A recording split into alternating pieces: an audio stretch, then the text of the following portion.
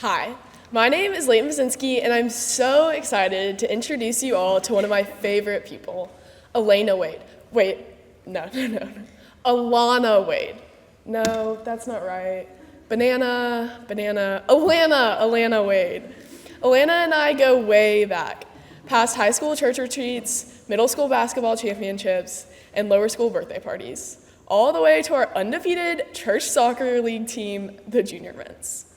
On the Junior Mints, Alana was a natural leader that everyone wanted to be around, not to mention a talented soccer player. As all of you know, these qualities have stuck with her today.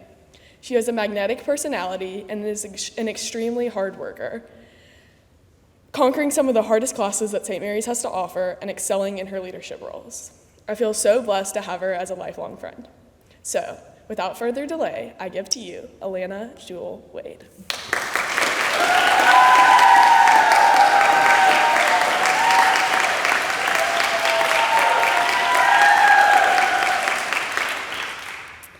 Something that some people may or may not know about me is that I love TV. I used to believe that TV shows were just a source of entertainment, something to procrastinate homework or fill time with. Over the past few years, that belief of mine has changed. From a young age, TV shaped how I learned and understood language, emotions, and human connection. I watched how people on screen deal with joy, loss, and love before I'd ever dealt with them myself. It became a map for understanding things I didn't always want to talk about. Watching the stories of people who failed, doubted themselves, and felt emotions deeply but didn't always say it out loud taught me something important. That strength can be quiet, and that silence doesn't mean you're absent of feeling. That you don't have to be the loudest person in the room to feel just as deeply as others. That idea stuck with me more than I expected it to. Some perceive me as unopinionated because I don't share much and can be pretty stoic. I don't like to and usually don't answer questions in class, and I probably never will. I don't like to voice my opinions in group chats either. I keep my true thoughts close to my chest so no one really knows what's going on in my head. But that doesn't mean I don't notice things. I can't count the number of times I've heard something I was definitely not supposed to hear, whether said in the den by friends and classmates or even teachers. People often say things when I'm around that I'm not intended to hear because no one thinks I care enough about what they're saying or that I'm even listening. But that's one of the biggest misconceptions about me. I do care, I just don't announce it. I've always struggled with the expression of my emotions, but TV gave me a way to understand emotions without needing to explain them. It showed me that people can struggle quietly and still be strong. It helped me see that connection doesn't always look like long conversations. Sometimes it looks like understanding without words. What surprised me most is how much this changed how I see myself. I used to think that if I wasn't expressive, I wasn't emotional. If I didn't talk, I didn't care.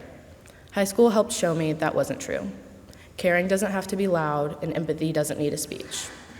As C.S. Lewis says, you can't go back and change the beginning, but you can start where you are and change the ending. For me, that meant realizing that being less expressive and outgoing was never something I had to fix.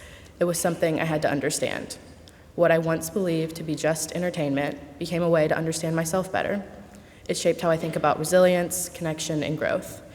High school didn't change me by forcing me to talk more. It changed me by helping me understand that being quiet doesn't mean you're empty of feeling, and silence doesn't mean you lack care. Sometimes the things we dismiss, like a TV show playing while doing homework, can shape us the most. So thank you to my parents, specifically you, Mom, for putting up with my quiet and lack of expression no matter how much it frustrates you. And thank you to my class of 2026 for being a part of my TV show, letting me secretly listen to your conversations, and allowing me to care silently, even though y'all have brought out the loud and expressive side of me. I don't know what I would do without all 69 of you in my life, and I can't wait to see how we all go out into our own shows in this next chapter of our lives. Thank you.